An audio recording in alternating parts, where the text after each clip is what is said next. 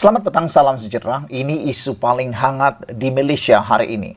Anda wajib share video ini karena video ini pasti akan membuka minda ramai orang. Beratus-ratus juta orang akan terkejut dengan pendedahan demi pendedahan yang dikemukakan oleh pentadbiran Kerajaan Perpaduan Pimpinan Anwar Ibrahim. Yang terkini, disahkan pembaziran projek pembangunan Putrajaya lebih RM812 juta.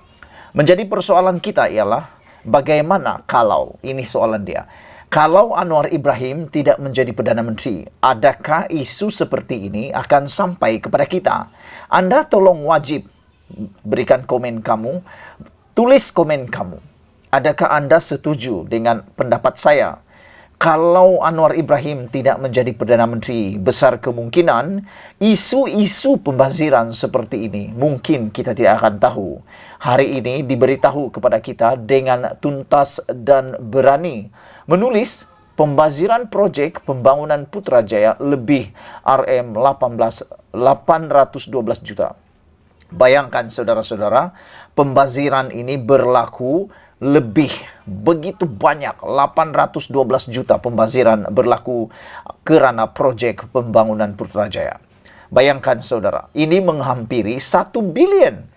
Kalau ini mencapai 1.000 juta, ini bermaksud ada pembaziran 1 bilion. Persoalannya, di mana pergi, kemana pergi, siapa punya tanggung jawab, siapa yang sakau, siapa yang tidak bertanggung jawab, sehingga mewujudkan pembaziran luar biasa seperti ini. Dan siapa pentadbir pada waktu itu? Kita mohon supaya Anwar Ibrahim tetap kuat, tetap sehat untuk berani memberitahu kepada semua rakyat Malaysia pembaziran-pembaziran yang tidak sepatutnya berlaku seperti ini. Itu sebabnya saya katakan tadi, Anda share video ini supaya semua orang tahu inilah pembaziran-pembaziran yang kita tidak mahu berlaku dalam Malaysia. Kalau Anda sayang Malaysia, Anda wajib juga memberikan komen dan macam yang saya cakap tadi, share video ini. Bayangkan saudara, 812 juta dibazirkan, terbazir waktu projek pembangunan Putrajaya. Ketua Audit Negara, Datuk Seri Nik Azman Nik Abdul Majid mendedahkan, berlaku pembaziran dalam pengurusan pembangunan Putrajaya bernilai RM812.91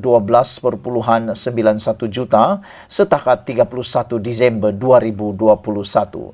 Menjadi persoalan siapa Perdana Menteri pada waktu itu, tahun 2021.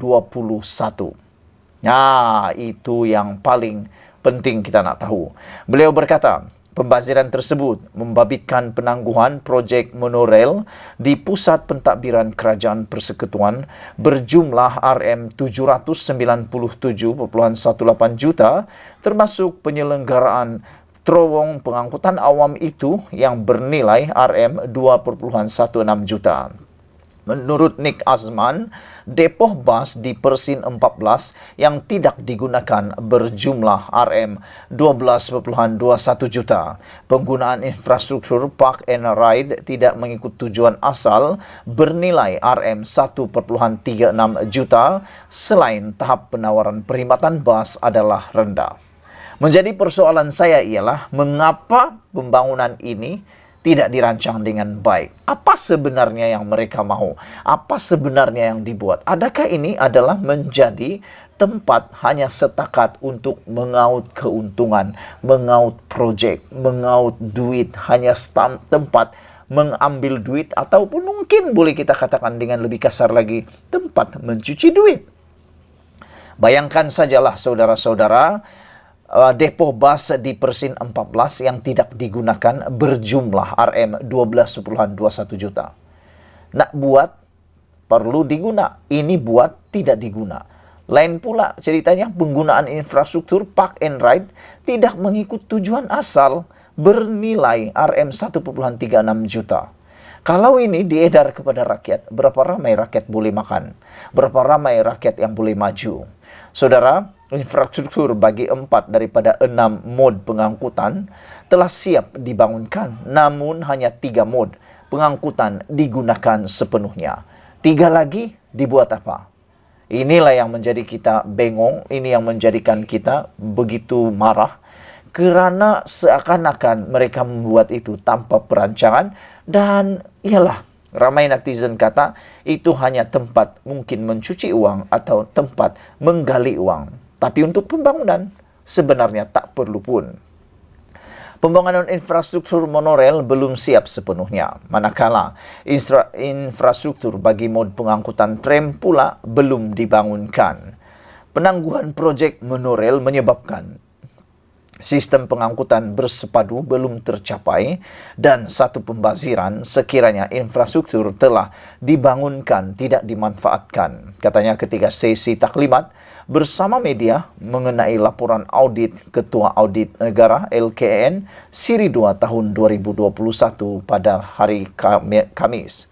Laporan itu turut menyebut pelaksanaan projek monorail membabitkan dua laluan, yaitu laluan 1 sepanjang 13,2 km, manakala laluan 2 sepanjang 6 km dengan stesen monorail yang belum siap dibangunkan di Terminal Putrajaya Central Persen 7. Lawatan fizikal audit pada 16 Ogos tahun 2022 mengesahkan sebahagian infrastruktur seperti kerangka asas bagi terowong, tiang-tiang bagi landasan dan jambatan untuk monorail sudah dibina. Kerja-kerja pembinaan infrastruktur monorail itu ditangguhkan pada tahun 2004. Pihak audit tidak dapat mengesahkan justifikasi penangguhan projek monorail itu kerana tiada dokumen sokongan diperoleh, katanya. Sementara itu, Nick Azman berkata, sasaran penduduk di Putrajaya pada tahun 2020 yaitu seramai 281.500 individu tidak tercapai, sedangkan jumlah penduduk mengikut laporan Jabatan Perangkaan Malaysia merekodkan seramai 109.222 orang sahaja. Beliau berkata, sebanyak 22.452 daripada 35.000 unit Kautes yang disasarkan sudah dibina oleh Putrajaya Holdings, manakala status pembinaan baki 12.548 unit Kautes belum ditetapkan kerajaan. Sehingga 31 Disember 2021 seramai 17.847 penjawat awam masih dalam senarai menunggu untuk menduduki Kautes. Penyediaan kemudahan tempat letak kenderaan tidak selaras dengan pembangunan perumahan penjawat awam Malaysia berdensiti tinggi. Ruang lantai kasar, gross floor area bagi ruang komersial sedia ada masih belum digunakan sepenuhnya dengan aktiviti perdagangan, katanya. Berikutan itu, Jabatan Audit Negara mengusurkan Kementerian Wilayah Persekutuan dan Perbanan Putrajaya mengkaji semula pelan pembangunan agar dapat diselaraskan dengan perubahan konsep pembangunan Putrajaya. Sekian dulu untuk kali ini. Jangan lupa tinggalkan komen anda, tekan butang subscribe kita. Jumpa lagi. Bye-bye.